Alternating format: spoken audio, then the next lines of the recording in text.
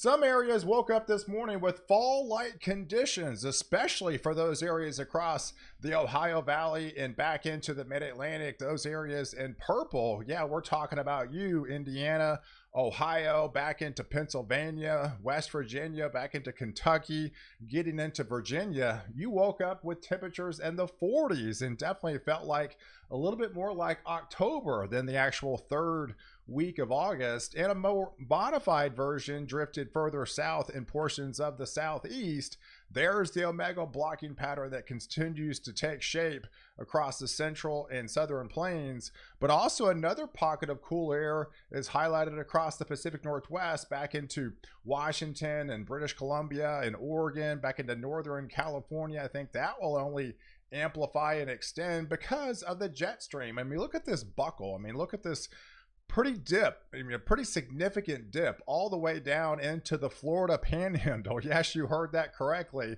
Those temperatures will actually extend as we head into tomorrow and drift even further south than what they are now. So you still have another day or two to come with some really pleasant fall-like conditions before things start to kind of temporarily moderate. So if we break it down for you over the next 5 days, this is kind of what it looks like. So even with the modification, we are still going to be experiencing some really pleasant conditions, essentially from Mississippi all the way to Maine. I mean, you're going to be experiencing some of the cooler air than what you have definitely seen for a good part of summer. And then there's the omega block still unfolding and still kind of locked across this region as the ridge slowly starts to build back in, and there into the Pacific Northwest. You're really going to start to feel it, especially as we head into Friday and to Saturday. Man, some of those conditions are upwards to almost 20 degrees below average. Going to be feeling really nice and a lot of dry air. So you can definitely see in the brown shaded areas, that is the humidity values, which are sinking south, meaning you got a lot of dry air coming in on the backside of that high pressure. So where that stalled frontal boundary is, we are still going to be inundated with heavier rains across a good part of Florida. But other than that, away from the ridge, we do have a little bit of a monsoonal flow. That just means increased showers and thunderstorm opportunities for those areas across the desert Southwest, the Four Corners regions, and that will extend into a good part of Colorado. And then of course you have another pocket of drier like conditions across the west, but other than the far extreme portions of the Pacific Northwest. But overall, after we get through Monday and start early next week, we are going to start to modify a little bit as the ridge will start to come back. We have a little bit of a tut low. It's referred to as a tut low down here where you see the 591 millibar here. That's more of an easterly wave that will actually keep the temperatures from not getting too extreme back into portions of Texas with this little tut low that's more of an easterly type wave that will be moving in kind of an unusual direction from east to west. But definitely the ridge does come back, but you can see the trough really starting to build up there into Alaska, where they're definitely going to be seeing some, even almost some winter-like conditions for them. That cooler air will be building and actually sending signals to start heading southbound as we head into the middle of the next week, because it's all complements of the teleconnections. They start lining up, guys, as we get into fall and especially winter. We'll start to look at the teleconnections even more, and definitely looking at the PNA, your Pacific North American oscillation here. You can definitely see it starts to go positive as we head towards Labor Day weekend. That just means the ridge will be building and extending out west. That will allow the jet stream to buckle across the middle part of the country and allow that colder pool of air that's been building across a good part of Alaska to start diving southeast. And as it does, it will pick up steam, and the NAO, which is your North American oscillation, at the same time goes negative. So that's also a good sign that this thing has legs, and it does go negative as we head trending towards that Labor Day weekend. That's a good sign that the cold air that will be building actually is going to be able to extend all the way down into the central U.S. and eventually head into the southern U.S. with the teleconnections saying, hey, it's got enough legs to be able to do so. And I think that's what actually comes to fruition, because by the time we head into your Labor Day weekend, going into that Friday, August the 30th time frame, going into, you know, the first day or two of September, there's the cooler anomalies. You got the ridge going to be building out west, and you got the cooler anomalies dipping underneath. So as it picks up steam, it's going to drop some of those 10-15 degree cooler anomalies all the way down into the Central Plains, replaced with much of the Ohio Valley again, into the Great Lakes, as well as into the Northeast. But eventually this time, it will sink as far south as Oklahoma, as far south as into Texas.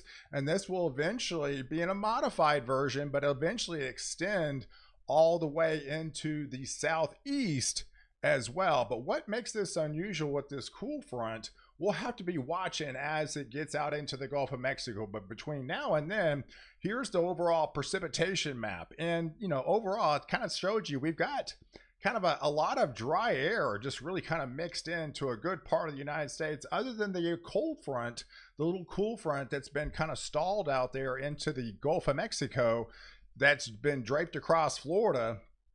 Yes, they're going to be inundated with heavier rain showers, and those could pick up 2, 4, 5 inches of rain over the course of the next week. But, you know, other than that, we don't really have any like big time extreme events taking place. There'll be sporadic thunderstorms at times, but overall you can see the rainfall aspects just, you know, over the next 7 to 10 days across the US. But what we'll be watching is, this is a long ways out, so now we're kind of extending the view. But when we have a powerful cold front like I think we're going to have heading into that Labor Day weekend, that's going to drift all the way down into the Gulf of Mexico. Whenever that does, you always have to be concerned. Of course, we're heading into prime time hurricane season, and we've had a little bit of a lull as of lately, especially there in the Gulf. It's pretty prime, and we've only had Beryl that came through. Cindy was pretty far south, but really Beryl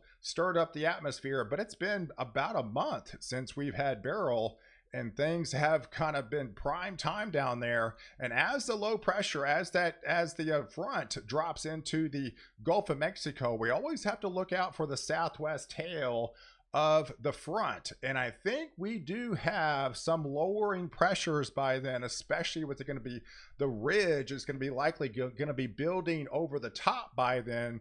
We'll definitely have to watch for some lower pressure starting to build as we head into Labor Day into the Gulf of Mexico. Complements of that cold front, I think it's going to drop all the way down into the deep south and eventually head into the Gulf of Mexico. And if we extend the view out into the Atlantic, we definitely see multiple members. And now all these aren't storms, obviously. These are just individual ensemble members, but it kind of shows you more conglomerate of tropical wave starting to get its act together. And we'll have to watch, you know, along the Gulf Coast here, what may be to come, what this potential stalled front may bring. So my eyes are not only on that front that's going to be coming through, that's going to be bringing a significant change, but once it gets into the Gulf, I'm going to be concerned about coming off on the back end. We just kind of went through the anniversary of Hurricane Alicia that happened in '83, and it was kind of the same format. They had a cold front that drifted all the way down to the Gulf of Mexico, and within 3 days it ballooned up to a major hurricane and then made landfall there. So this can happen fairly quickly on situations like this. So we'll definitely be watching it, especially when the data came out a couple of days ago that the Gulf of Mexico right now, not just sea surface temperatures, but we're talking deep ocean heat content at the highest levels they've ever seen on record across the region. So that tells you not only are sea surface temperatures high, but the water is well down below. We're talking about a half a mile deep, or prime time right now. So you got a lot of convection. It's just kind of a convective, you know, box just waiting to amplify, and all they need is some sort of kind of trigger, and that cold front may be what's to trigger the Gulf of Mexico. So we'll definitely be watching this, you know, after Labor Day weekend. But other than that, as we extend into that second week of September, yes, we'll have to watch the Gulf Coast because September is the most active month for hurricane season, and we are expecting a very active month, well, really to close it out. It's been kind of low lately, but we are expecting things to ramp up for, September heading into October, and we'll definitely have to keep an eye out from things essentially from Louisiana all the way to Maine, as more ridging will be likely starting to build over the top, which will also help lower some pressures underneath for the southeast and much of the East Coast. And if we extend it into that third week of September, we look at kind of a similar pattern that we're in now. We could be looking at more of a little bit more a mega blocking pattern kind of coming back, not as amplified of a ridge nonetheless, but it will be likely drifting further out west by then. But we'll likely have another fairly significant dip in the jet stream, bringing the reinforcing shot of cooler anomalies. And as that front will continue to back off to the west, that will again allow another cool front to drift all the way down into the south, kind of just in time for your first day of fall. So we'll definitely be on the lookout for that, because extended guidance is also kind of hinting at not only do we have a front, a pretty significant front for Labor Day, but we'll also have a reinforcing and even stronger front, I think, for a good part of the U.S., especially the central and eastern 2/3, going into that first day of fall as well. That likely will extend all the way down into the deep south, as well as into the southeast and up the East Coast as well. So if you kind of break it down for you for the month of September, kind of looks like this. We'll have predominantly ridging over the top across a good part of the west and much of Canada. That will allow the jet stream to buckle at times and send waves and waves of energy further south. So overall, I'm looking at a fairly active month on the tropical front for, tropical storms and hurricanes, but also have favored areas essentially from Louisiana really up to Maine. So we'll have to be watching for these areas for increased opportunities of tropical type weather for these regions, and also opportunities for several cold fronts. Now things will moderate at times, but then we'll have waves of impulses of energy and pull down some of these cooler anomalies. So overall, I think a good part of this, the Carolinas and much of the East Coast will likely kind of end up on the below average side comparison to, with all the tropical activity, I think, and all the rainfall they're going to be getting in the month of September. So guys, I appreciate you guys watching. Do like this video, definitely hit the subscribe button, and catch me next update while I protect you before and after the storm.